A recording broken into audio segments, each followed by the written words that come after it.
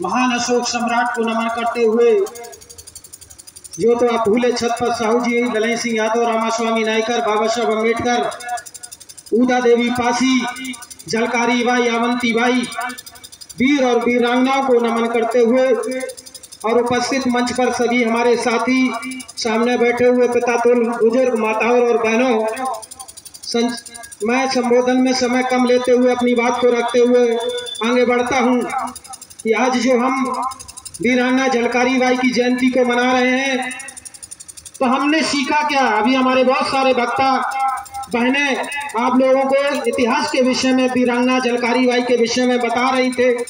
हम लोगों ने सीखा क्या, इससे इतिहास क्यों जरूरी है हमें पढ़ना और सीखना और जानना, क्योंकि जब तक हम अपने इतिहास को नहीं जानेंगे तब तक हमें प्रेरणा नहीं मिलेगी, और जब तक हमें प्रेरणा नहीं मिलेगी तब तक हम संघर्षशील नहीं बन पाएंगे और अपने लिए हक की अधिकार की लड़ाई नहीं लड़ पाएंगे। इसलिए इतिहास को पढ़ना जरूरी है हमें। अभी जैसे कि हमारे वक्ताओं ने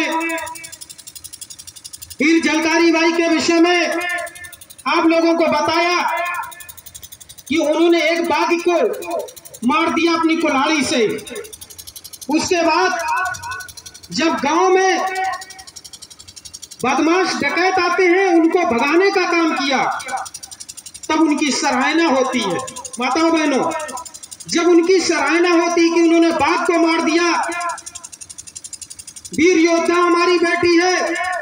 उसके बाद जब बदमाशों को, डकैतों को भगाती है, तब वीर योद्धा बताया जाता है।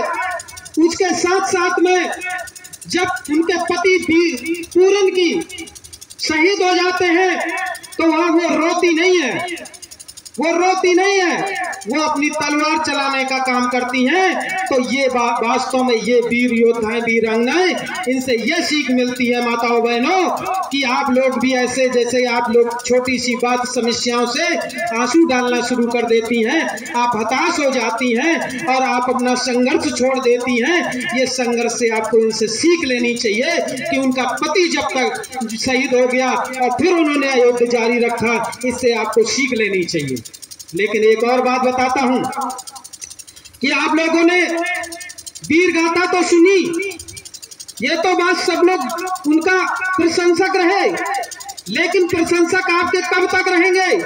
जब आपको लगेगा कि आपको कहीं पदवी मिल रही, आपको कहीं सम्मान मिल रहा, तो आपके जात के ही लोग, आपके घर के लोग ही, आपके परिवार के ही लोग आपको पीछे करने की कोशिश करेंगे।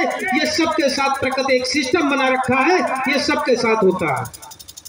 जैसे कि वीरांगना झलकारी बाई जब तलवार और तीर चलाती थी, तो वो जंगल में निकल जाती थी, और जंगल में निकल करके जब तीर चलाती थी, तो उनके ऊपर भी आरोप लगाया गया था कि एक गौ हत्या का, कि उन्होंने एक गौ की हत्या कर दी। क्यों लगाया गया था?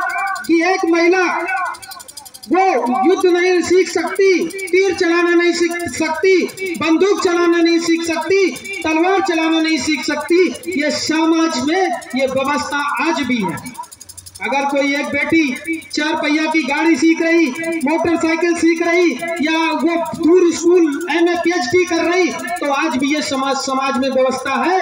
उसको हमारे ही परिवार के रिश्तेदार लोग ही उसको आरोप लगाते हैं कि नहीं लगाते? बताओ, आज भी उसको बेटियों को पढ़ने दे रहा है। इसलिए माताओं बहनों, आप लोग सशक्त बनिए। आप जब ही बढ़ पाएंगी जब सबसे पहले अपने समाज के लोगों से, यानी कि बहुजन के समाज की बात कर रहा हूँ, एक जात विशेष की नहीं, अपने परिवार के लोगों से, आपके रिश्तेदारों से पहले आपको लड़ना पड़ेगा।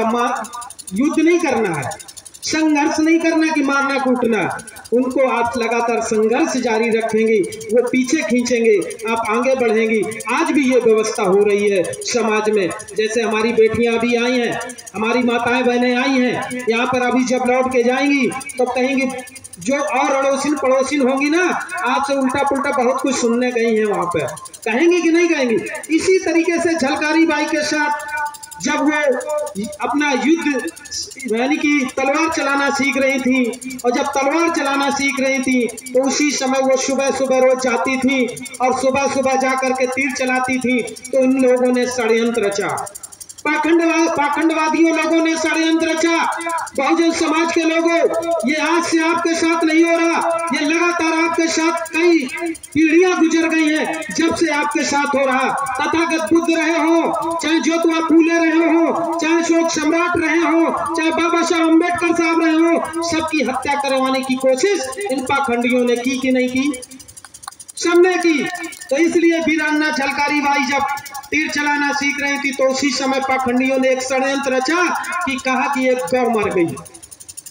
चिल्लाने लगे, चीखने लगे, झूठ मूठ करने लगे, जिससे कि इसको वहीं पर बैठा दिया जाए। जिस तरीके से सारी महिलाएं चूड़ियां पहने बैठे हैं, अपने घर में दबा दिया जाए, इसलिए इसको योद्धा न बनाया जाए। इसलिए कह दिया था कि गाय मर गई। अब जब गाय मर जाती तब क्या होता है? समाज में तो व्यवस्था आज भी है ना, तो वो गाय पुण्य किया जाता है, नहीं किया जाता है। तो उनके साथ भी यही षड्यंत्र हुआ। तो उनको जानते हैं, जब ये षड्यंत्र हुआ तब उनसे कई पाखंडियों से पूछा गया कि सच्चाई क्या है, तो सच्चाई पता चल के आई कि इनके साथ षड्यंत्र हुआ है। और नहीं तो फिर भी उनको एक गौ पुण्य के लिए खवाना वाना पड़ा था, जो हमने पढ़ा है इतिहास में, फिर भी होना पड़ा।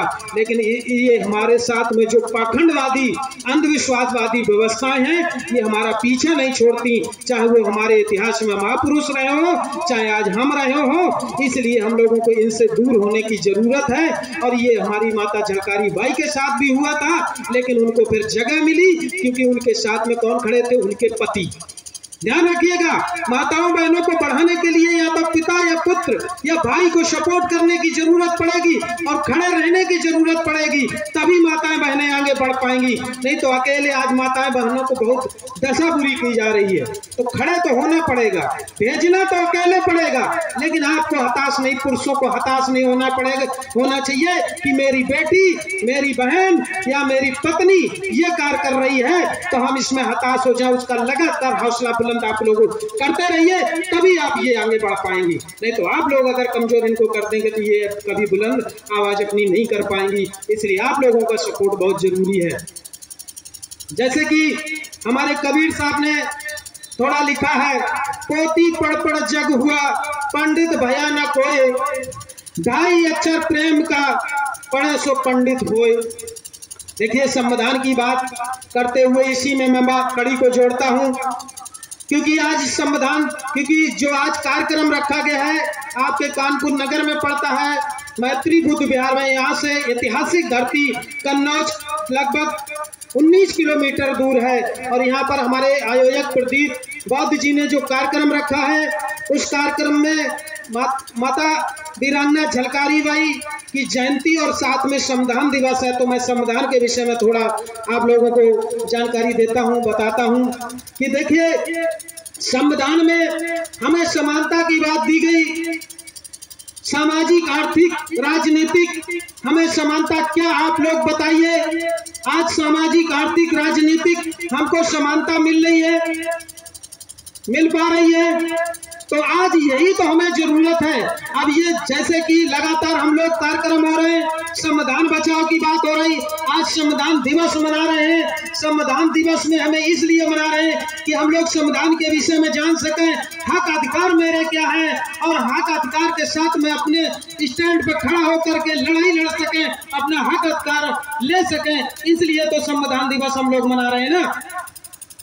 तो ये जरूरत है हमारा। जैसे कि सामाजिक बात करते हैं, प्रेम, करुणा, दया, यानी कि पंडित भया न, जैसे कबीर साहब कहते हैं कि कोई